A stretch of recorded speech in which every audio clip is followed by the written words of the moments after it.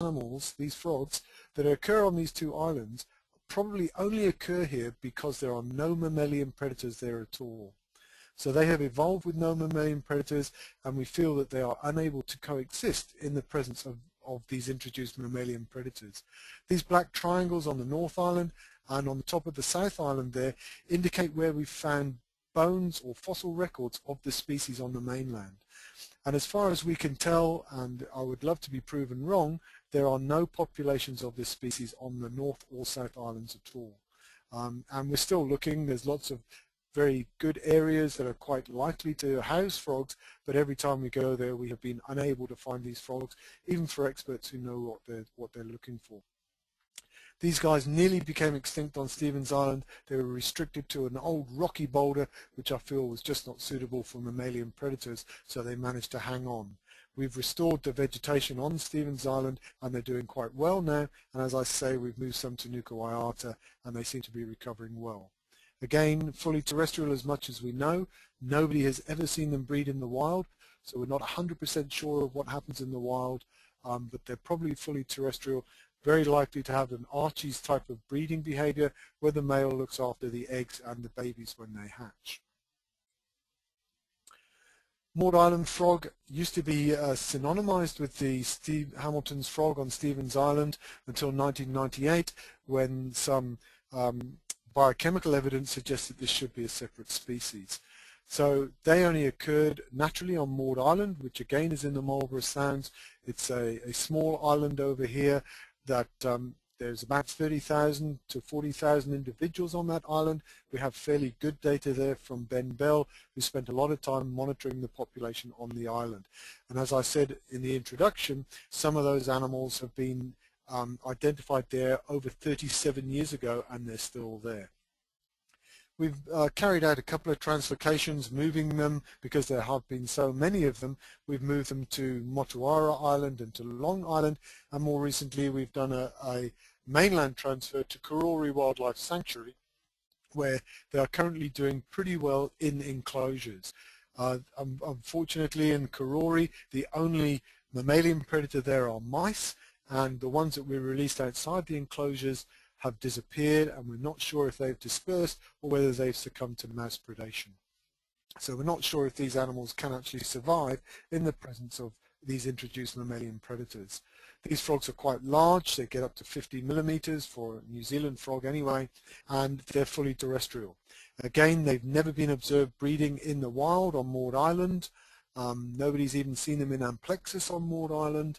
So we're not 100% sure of how they breed, but they have had breeding success in the Karori Wildlife Sanctuary in the enclosures that the frogs are in at the moment. Interestingly to note, and this will become more obvious later on, is that Maud Island is not on Schedule 4. And when we talk about land on Schedule 4 in a minute, you'll understand what I mean when I say that. But Maud Island, which is really the stronghold population of these Maud Island frogs, is not on Schedule 4. So you've heard me rambling on about how important New Zealand frogs are, and I've often been accused of being a little bit biased, which of course I am, and I don't apologize for being biased. I've worked on frogs for a number of years. These New Zealand frogs have been dear to my heart for the last 15 years while I've been here. But it was very nice to see that when you give the Zoological Society of London some kind of rein where they can assess from a very subjective point of view what's the value of different species. I don't know if you all know about the EDGE, but what the EDGE do is that they look to see how evolutionary distinct an animal is, then they give it a score. They look at how globally endangered that animal is, they give it another score. They've got a fancy algorithm addition, and they come up with an overall score. And then they rank the top 100 of that group of animals. So in this case, they looked at the amphibians. So in the class Amphibia, they looked at over 6,000 species, and they worked out which one was number 1. So the most evolutionarily distinct and globally endangered amphibian species is, of course, Archie's frog. So not only is it my ramblings that say that this frog is really important and we should be looking after it, but also Zoological Society of London recognize it as the world's most evolutionary distinct and globally endangered amphibian. So it is a really important amphibian, according to the Zoological Society of London, as well as according to all of us here in New Zealand. What about the other species? Well, of course, the other species, because of their unique evolutionary position, also feature fairly highly in the top 100. We see that Hamilton's frog is 17, Hochdetter's frog at 38, and Maud Island frog at 58. So they are all within the top 60 evolutionarily distinct and globally endangered amphibians. When we look at mammals, we could sort of equate that 2 of our frogs are more important from a frog point of view than the giant panda is from a mammalian point of view. And all of them are more important than African elephants or blue whales or orangutans are from a mammalian point of view. So from a frog point of view, these are very, very special amphibians. So what about the introduced frogs in New Zealand? And as I said, these were introduced from Australia. They're the loud, raucous frogs. They make a lot of noise, and they're the ones that people in New Zealand would hear most often, and they would be the ones that we in New Zealand would have our children have the tadpoles and follow the whole life cycle and actually get inspired to become herpetologists or just caring about the environment and the animals that occur in it, is based on being allowed to keep these amphibians in captivity.